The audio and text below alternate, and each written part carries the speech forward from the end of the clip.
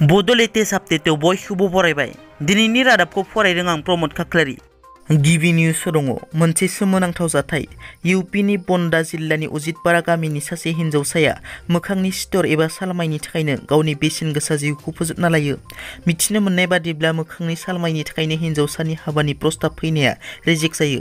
हिन्जावसानि बिमा आरो बिनानावा बाहेरनिफ्राय न'आव फैनायाव हिन्जावसाखौ दलें लगायनाय थासारियाव नुफैयो। नखरा फोरमायनाय बादिब्ला हिन्जावसाया मोखांनि सिथरनि थाखाय फाहामथाय लासेयावबो मोजां जानो रोङैयाव हिन्जावसाया जोबोद दुखु दंमोन। गोबां खेब हाबानि प्रस्ताब मोनदोंमोनब्लाबो हिन्जावसानि मोखांनि सालमायनि थाखायनो हिन्जावसाखौ रिजेक्ट खालामोमोन होननाबो फोरमायबावो।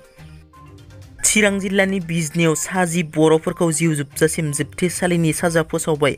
दायनिनि सन्देहआव साथाम सुबुंफोरखौ खास्रि बिस्रि बुथारनाय साजि सुबुंफोरखौ जिउ जोबजासिम जोबथेसालिनि साजा फोसावबाय। मख'नो गोनांदि थांनाय 2001 मायथाइयाव चिरां जिल्लानि बिजनि बान्दुगुरि गामिनि नखरसेनिनो साथाम गांगुली बसुमतारी, पनिराम बसुमतारी आरो मलाराम बसुमतारी मुंनि साथाम सुबुंफोरखौ हरनि समाव सा 12 सुबुंफोरा लोगो नांनानै साथाम सुबुंखौ खास्रि बिस्रि बुथारदोंमोन। मैया बिजनि कर्टआव 309 धारानि बे जाथायनि सायाव गोथौयै नायबिजिरनायनि गेजेरजों दायनिनि सन्देह खालामना मानसि बुथारनाय 10 सुबुंफोरखौ जिउ जोबजासिम जोबथेसालिनि साजा फोसावो आरो गुबुन 2 बुथारग्रा दायनिगिरिया थैबाय होनना मिथिनो मोननाय जादों।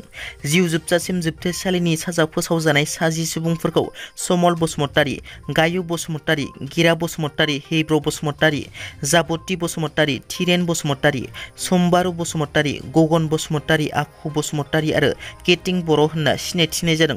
मख'नो गोनांदि दायनिनि सन्देहआव बुथारजानाय 3 सुबुंनि गेजेराव गांगुली बसुमतारीनि गोथै सह'खौ बोखांनो मोनो।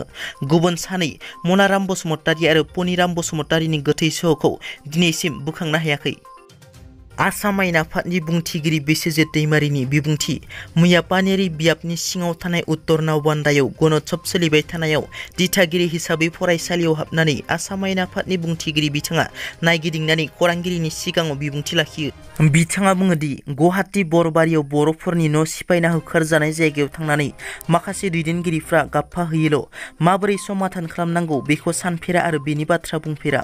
बे होखारजानाय जायगायाव थांना दैदेनगिरिफ्रा रायनोल' रोंगौ, नाथाय बेनि समाधाननि थाखाय दैदेनगिरिफोरजों सावराया। बे जाथायखौ लानानै गिबि मन्त्रि डक्टर हेमन्त बिश्व शर्मा बिथांजों लोगोसे बिटिआरनि गाहाय प्रमद बर' जों खौसेयै सावरायलायनाय जागासिनो होनना बुंथियो बिस्वजित दैमारि बिथाङा। क'क्राझाराव हानजायारि जिनाहारि। क'क्राझार जिल्लानि सालाकाटि पुलिस आउटपस्टनि सिङाव थानाय दलमारा ओनसोलाव सासे 16 बोसोर बैसोनि उन्दै हिन्जावसाया थांनाय समबार बेलासिनि 7 रिंगायाव दखाननिफ्राय न' फारसे गिदिंना थांबाय थानाय समावनो 3 दुथांफोरा जिनाहारि खालामो आरो हिन्जावसाखौ सिरि थानो थाखायबो हुमखि होयो। नाथाय हिन्जावसाया न'आव थांनानै बिमानो खोन्थायो। बिनि उनाव बिमाया पुलिस थानायाव एफआइआर होयो। बे जाथायजों लोब्बा थानाय 3 दायनिगिरिफोरखौ हमबाय। ग्रेप्तार खालामजानाय दुथांफोरखौ 22 बोसोर बैसोनि आफरदिन इस्लाम, 19 बोसोर बैसोनि सेनेजुद्दिन आली, 23 बोसोरनि मुस्ताफा आली होनना सिनायथिनाय जादों। एबसु आरो सिसिट'वानि गोख्रों नारसिननायनि थाखाय आसाम सरकारा मैया गुवाहाटी बरबारियाव एभिक्सन खालामनायनि सायाव सावरायनो थाखाय खावलायनाय लेखा बेलासिनि 1:30 समाव आसाम सरकार एबसु आरो सिसिट'वानि गेजेराव दिसपुराव ओंथि गोनां सावरायनाय जायो। बे सावरायमेलनि गेजेरजों आसाम सरकारा न' बां सिफायनानै सेवहांगार खालामजानाय नखरफोरनो हा आरो राङारि अनसुंथाइ होनो थाखायबो राजि जायो। मन्त्रि डक्टर रानाथ पेगु बिथाङा सावरायमेलनि गेजेरजों एभिक्सन खालामजानाय नखरफोरखौ हा एप्लाइ खालामनो थाखाय बिथोन होनाय जायो आरो थानो थाखाय हाखौ गुवाहाटी मेट्र'आवनो थानो मोननायनिबो सुबिदाखौ आसाम सरकारा गोख्रैनो मावफुंनो थाखायबो खोथा होयो। मैया दुलाराय आसाम फरायसा आफाद आसुआ HSLC मेट्रिक आनजादनि फिथाइ फोसावनायनि सायाव सेबाजों सावरायलायो। गुवाहाटी बामुनि माइदामनि सेबा मावखुलियाव सावरायलायो। बे सावरायलायनायाव आसुआ HSLCनि फिथाइखौ थाबैनो फोसावनो दाबि दिखाङो। आसुआ HSLCनि फिथाइखौ 5 जुननि सिगाङावनो फोसावनो दाबि दिखाङो।